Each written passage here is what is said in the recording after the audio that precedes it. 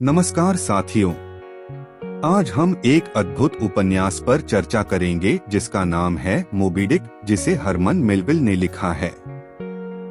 यह कहानी सतह पर एक व्हेल पकड़ने के सफर की लगती है, लेकिन इसके भीतर इंसानी जुनून, प्रकृति की शक्ति और महत्वाकांक्षाओं के अत्यधिक प्रभाव की गहराई छुपी है।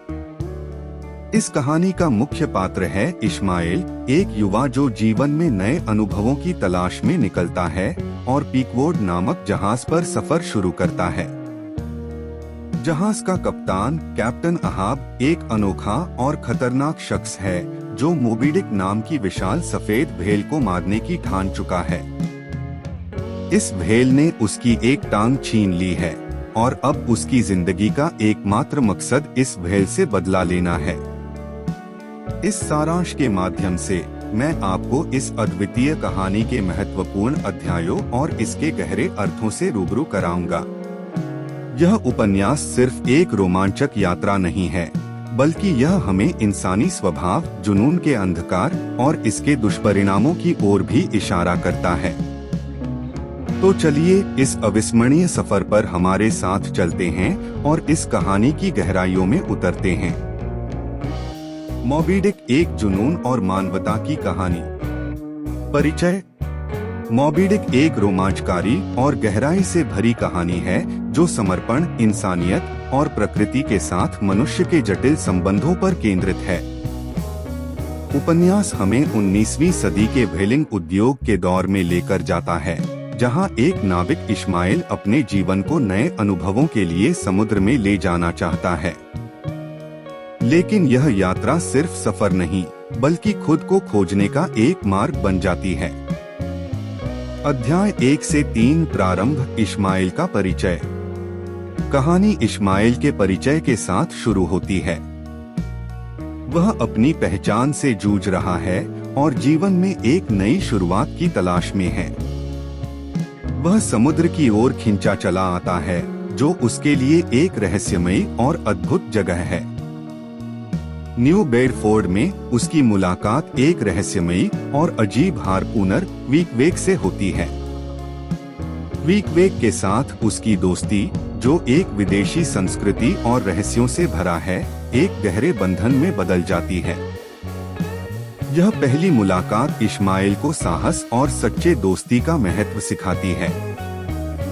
अध्याय 4 से 10 पेकवोर्ड पर सफर की शुरुआत।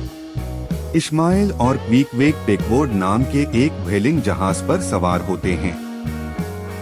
जहाज का माहौल काफी कठोर और रहस्यमयी है और यहाँ पहली बार उन्हें कप्तान अहाब के बारे में सुना जाता है। पेकवोर्ड के चालक दल में विभिन्न पृष्ठभूमियों के लोग शामिल हैं, जो एक अनजान यात्रा की ओर बढ़ते हैं।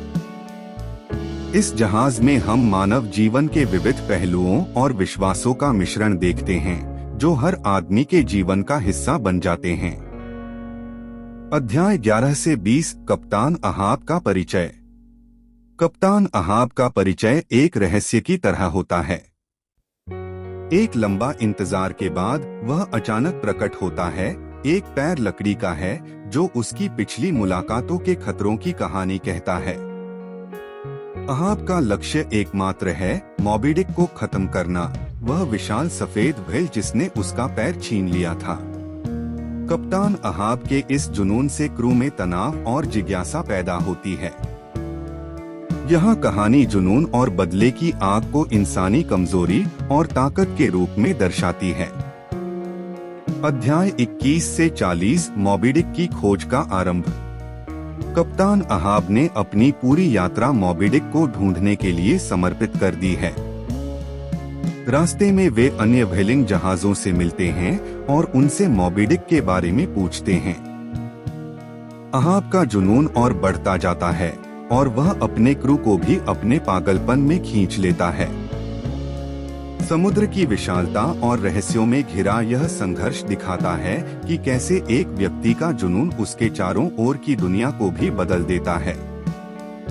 अध्याय 41 से 50 अहाब का पागलपन और भय। इस बिंदु पर अहाब का मोबी डिक को पकड़ने का जुनून सभी सीमाएं पार कर जाता है। वह व्हेल को पकड़ने के लिए कोई भी हद पार करने को तैयार है।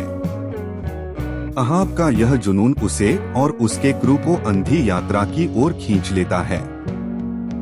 कई क्रू मेंबर अहाब के इस पागलपन से सहमत नहीं होते, लेकिन समुद्र में वे उसकी शक्ति के सामने मजबूर हैं।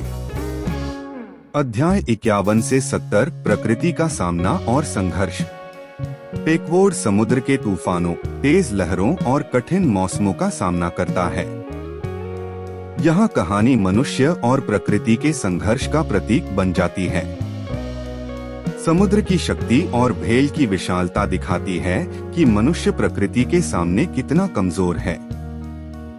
यह अध्याय मानवता के साहस, धैर्य और सीमा को भी चुनौती देता है और कप्तान के बदले की भावना को और भी नाटकीय बनाता है। अध्याय 71 से 90 संघर्ष की चरम सीमा। अब जैसे ही वे मॉबी डिक के नजदीक पहुंचते हैं, हर किसी का दिल तेजी से धड़कने लगता है। कप्तान अहाब का जुनून अब एक पागलपन में बदल गया है और क्रू भी अपनी जान को जोखिम में डालने के लिए तैयार हो जाता है।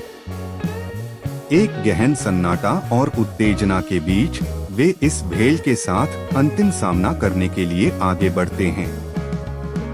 अध्याय 91 से 100 मॉबी डिक का सामना। आखिरकार वे उस विशाल सफेद व्हेल मॉबी डिक से टकराते हैं। यह कोई साधारण व्हेल नहीं है, यह प्रकृति का अद्भुत और भयानक रूप है। इस लड़ाई में जहाज और उसकी क्रू की ताकत और साहस की परीक्षा होती है। अहाब का जुनून और पागलपन उसे एक अंधी लड़ाई में धकेल देता है। व्हेल की ताकत और उसकी चालाकी इंसान को उसकी कमजोरी दिखाती है। अध्याय 101 से 135 अंतिम लड़ाई और तबाही। अहाब और मॉबी डिक के बीच महाकाव्य संघर्ष का अंत होता है। यह एक भयंकर लड़ाई है जिसमें अहाब अपने जीवन का सब कुछ झोंक देता है, लेकिन मॉबी डिक की शक्ति हर मानवीय साहस को धूल में मिला देती है। अंत में व्हेल विजयी होती है और पेकवोड जहाज बर्बाद हो जाता है। अहाब की बदले की भावना उसकी तबाही का कारण बन जाती है। अंत में इश्माएल ही अकेला बचता है जो समुद्र में तैरता रहता है और प्रकृति की अथाह गहराई का साक्षी बनता है। अंतिम निष्कर्ष, मॉबी डिक सिर्फ एक व्हेल की कहानी नहीं है। यह मनुष्य के भीतर के जुनून, लालच और प्रकृति के शक्तिशाली बलों के प्रति उसकी कमजोरियों का चित्रण करती है। इश्माएल का जीवित रहना यह संकेत देता है कि कभी कभी प्रकृति को समझने और स्वीकार करने के लिए हमें खुद को बदलना पड़ता है। यह उपन्यास हमें यह सिखाता है कि कभी कभी जो चीज हमें सबसे अधिक आकर्षित करती है, वही हमारी तबाही का कारण बन सकती है।